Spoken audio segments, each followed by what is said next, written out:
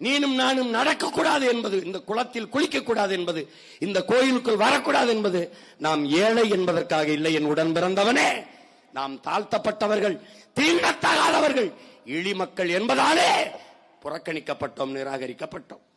நாம் இதை படிக்கக்கூடாது, பள்ளிக்கூடத்துக்குள்ளே வரக்கூடாது என்று தடுக்கப்பட்டது நாம் ஏழை என்பதற்காக அல்ல, நாம் தாழ்த்தப்பட்டவர்கள், இழிமக்கள் என்பதற்காகவே. நான் இன்று ஏழை,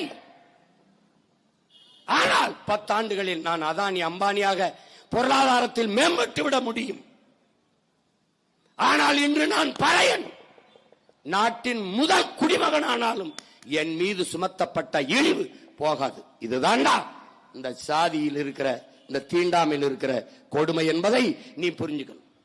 நான் எவ்வளவு தூரம் பொருளாதாரத்தில் மேம்பட்டாலும் என் மீது சுமத்தப்பட்ட இழி மகன், இழி சாதி, அந்த தீண்டாமை ஒளிய மறுக்குது. ஆனால் ஏழை பணக்காரன் ஆகிற முடியும்.